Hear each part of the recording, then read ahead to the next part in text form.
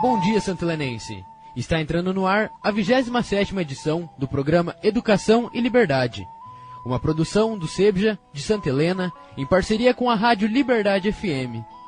No programa de hoje temos como tema Democracia como instrumento de participação popular nas decisões políticas do país. Professor organizador João Rosa. Diretora do SEBJA, Márcia Ivone Franz. Vozes, Nando Martins e João Rosa.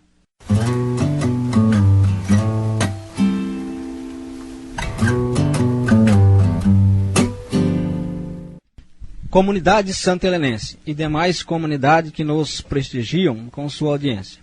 Hoje queremos refletir sobre o que é democracia. Democracia é uma palavra de origem grega. Demos quer dizer povo, cracia, governo. Portanto, o nome democracia subentende como governo do povo. Este sistema de governo surgiu na cidade-estado de Atenas no século V a.C. Porém, em Atenas, somente um número reduzido de pessoas detinham o direito de participar das decisões políticas naquela cidade-estado. Quem eram eles? Homens acima de 35 anos de idade, grandes proprietários de terras e ricos comerciantes. Mulheres, pessoas pobres, escravos e estrangeiros estavam excluídos de participar das decisões políticas do governo em Atenas. Vamos falar um pouco a respeito da democracia em nosso país. Faremos uma retrospectiva histórica.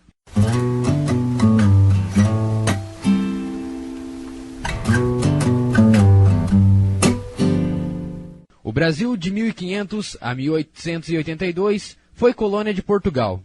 Portanto, durante 382 anos, a colônia luso-brasileira estava submetida às leis e normas portuguesas. Neste vasto período colonial, praticamente não havia participação dos lusos brasileiros nas decisões políticas da colônia. Quando surgiam as vilas, normalmente no litoral da colônia, a coroa portuguesa permitia a formação das câmaras municipais. No entanto, as únicas pessoas que tinham o direito de nelas participar eram os chamados homens bons. Quem seriam esses homens bons? Os grandes proprietários de terras e que fossem católicos. Entre si, elegiam os representantes da Câmara, o que corresponde na atualidade os nossos vereadores.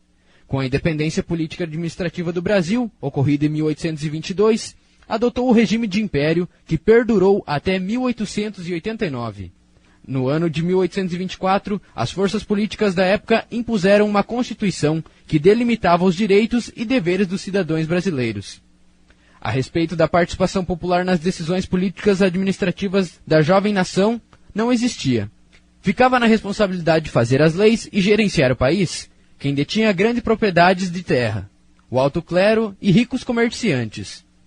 Sendo assim, a participação política da população nas decisões administrativas da nascente nação se restringia a uma minoria privilegiada economicamente. Esse sistema de governo teve duração de 67 anos. No entanto, vale ressaltar que o povo rebelou contra o domínio político imperial, mas na maioria do enfrentamento foram derrotados. Podemos citar alguns exemplos de desafios desse período: a balaiada que aconteceu no Maranhão, a revolta do Malês, na Bahia, a cabanagem no Pará, a Guerra dos Farrapos, no Rio Grande do Sul, entre outros movimentos sociais ocorridos na época. Em 1989, instalou no Brasil o sistema republicano de governo. República é uma palavra de origem latina, que quer dizer coisa pública. A essência dessa palavra é gerenciar os bens públicos, com sensatez, competência, honestidade, coerência, honradez, transparência, voltando sempre com o espírito do bem comum, da coletividade. Podemos dividir o sistema republicano em 5 momentos. Primeiro momento, que foi de 1889 a 1930, conhecido como Primeira República, República Velha, República do Café com Leite e República Oligárquica. Durante os 41 anos da vigência do referido sistema, os presidentes do país, os presidentes das províncias, como era chamado os estados na época, eram escolhidos através do voto. Entretanto, mulheres, analfabetos, menores de 21 anos, estavam proibidos de participar das eleições para a escolha dos mandatários da nação brasileira. O povo vivia sob o controle acirrado dos grandes proprietários de terras.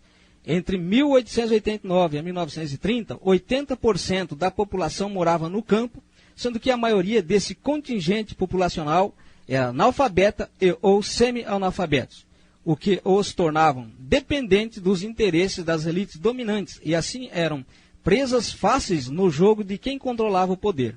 Esta forma de fazer política ficou conhecida na história do Brasil como voto de cabresto e curral eleitoral. Segundo momento ocorreu entre 1930 a 1945. Os 15 anos de duração deste período, o Brasil teve como chefe de Estado Getúlio Vargas.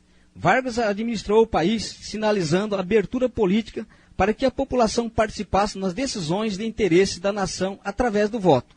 No entanto, controlou a administração pública, concentrando o poder em suas mãos, afastando assim a população nas tomadas de decisões políticas administrativas.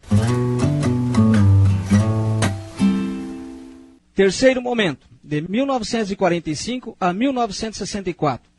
Breve período de nossa história em que ocorreu certa liberdade para a população manifestar-se através do voto nas escolhas de seus governantes. E, além disso, puderam manifestar seus anseios através de sindicatos e de outras organizações sociais como instrumento que os fizesse representar nas decisões de interesses sociais da nação brasileira. Como exemplo, as ligas camponesas. Quarto momento. De 1964 a 1985, foram 21 anos de regime militar civil, em que a população ficou terminantemente proibida de votar em presidente do Brasil, governador de estado. A população dos municípios que faziam fronteira com outras nações também ficaram proibidas de escolher o prefeito por meio do voto. O que aconteceu com Santa Helena entre 1971 a 1985. Os movimentos sociais passaram a serem considerados perigosos aos interesses da nação e por isso foram duramente combatidos pelos detentores do poder político. Os líderes dos movimentos sociais foram presos, torturados e até assassinados pelas forças de segurança pública. Quinto momento, de 1985 aos dias de hoje. Período conhecido como redemocratização. Foram restabelecidas as liberdades individuais. Em 5 de outubro de 1988, promulgou-se uma nova Constituição para o Brasil. Independentemente de cor, sexo, credo religioso, analfabetos ou não, acima de 16 anos de idade, passaram a ter direito de escolher por meio do voto secreto os dirigentes do Brasil. Seja para presidente da República, governadores de estado, prefeito, vereadores, senadores, deputados federais e deputados estaduais. Porém, o Congresso Nacional, em 1998, aprovou a reeleição para o Executivo, e também as coligações partidárias e eleições em 2 turnos. Foram adaptações de interesse político das classes que detêm o domínio do país. As novas regras eleitorais são evidentes formas de que se perpetue no poder as mesmas pessoas e seus grupos. Tal situação tem tornado os pleitos eleitorais um verdadeiro desrespeito e ofensa à inteligência do povo brasileiro. As propaladas reformas ditas democráticas nada mais são do que farsas eleitorais, haja vista que as coligações descaracterizam totalmente a política nacional. A partir dessas reformas eleitorais, ocorreu uma explosão de partidos políticos. Muitas dessas agremiações partidárias são desprovidas de base filosófica, bem como de ideologia, o que se pode conceituá-los de partidos de aluguel. Portanto, para que haja uma verdadeira democracia, será necessário o fortalecimento dos partidos políticos através de uma fidelidade partidária, fim das coligações nas disputas eleitorais, eleições para o executivo em um só turno, perca imediata do mandato parlamentar ao político quando deixar o partido em que se elegeu. O mandato voltaria ao partido e desse seria nomeado o suplente. Inelegibilidade de caráter permanente a políticos corruptos, como também o confisco de todos os seus bens materiais. O candidato eleito somente teria o direito a uma reeleição, e após o final da mesma, ele e sua família deveriam ficar inelegíveis por 3 mandatos subsequentes, em qualquer esfera dos entes federados. Assim, abriria espaço para que outras pessoas pudessem participar do poder político, contribuindo com alguns anos de sua experiência na administração pública. Isto certamente fortaleceria o processo democrático, pois encorajaria um maior número de cidadãos, seja ele jovem ou adulto, a participar dos pleitos eleitorais, o que provavelmente iria enobrecer a política nacional.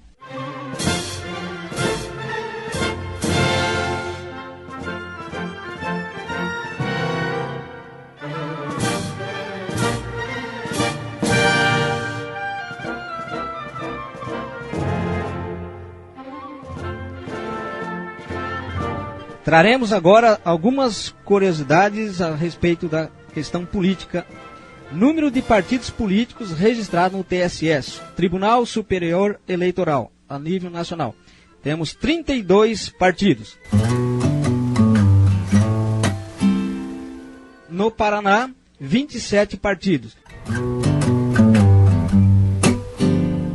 Em Santa Helena, 23 partidos. Número de eleitores no Paraná são 7.865.950 eleitores. Destes, mais de 4 milhões são mulheres eleitoras, o que corresponde a 51,87%. Portanto, as mulheres, na questão eleitoral, são a maioria. Número de eleitores em Santa Helena, 18.529 eleitores. Número de candidatos no Paraná, 1.191 candidatos. Destes, 359 são mulheres, o que equivale a 30,14% dos candidatos. Número de jovens entre 16 e 17 anos de idade aptos a votar nas eleições de 2014 no Paraná. 78.682 jovens. Nas eleições de 2010, eram 124.739 eleitores. Portanto, houve uma redução de jovens na procura de fazer seu título de eleitor para o pleito eleitoral de 2014. Para encerrar, as ditas reformas políticas nada mais são do que adaptações eleitoreiras, e isso tem levado o desinteresse da população para com as eleições. A população não se vê ali realmente representada neste modelo de política que se dizem democrática. São dinastias que dominam o cenário nacional com roupagem de democracia. Analisamos o que ocorre a nível nacional, estadual e municipal. Mesmo o voto sendo obrigatório, tem ocorrido um elevado índice de ausência nos pleitos eleitorais destes últimos tempos. Sendo assim, que democracia é esta que estamos vivenciando? Num passado não tão distante, adultos e jovens participavam efetivamente das discussões de interesses nacionais. E atualmente, como está a participação destes no cenário político do nosso país? Por que desta desilusão para com a política? Em entrevista realizada pelo meio de comunicação da TV Terra, perguntaram aos jovens de 16 a 17 anos por que não fizeram o título de eleitor para votar em 2014? Eu acho que eles devem estar muito desiludidos com a política atual, porque só vê coisa ruim, né? Só vê o lado negativo da política brasileira, vê todo um sistema muito fácil de ser corrompido, vê todo um lado bem negativo da política, então eles devem estar bem desinteressados também. Além do desinteresse porque não quer saber mesmo, é a desilusão da política do Brasil. Eu não tenho muito interesse ainda em votar, porque eu não estou satisfeita com os candidatos. No momento, na situação que a gente está, não tenho vontade de votar, porque eu fico realmente muito satisfeita e muito desgostosa com a situação que vem o governo brasileiro. A gente tem tantos exemplos negativos que não dá vontade da gente procurar algo bom e ser alguém melhor. Agora, como mudar tal situação? Cada um tire suas conclusões. Assim, agradecemos a todos os professores, alunos, funcionários e a equipe da Rádio Liberdade FM para a efetivação do programa. Encerra-se aqui o programa Educação e Liberdade. Obrigado pela sua audiência. Um grande abraço de toda a equipe do CEBJA. Até o próximo programa.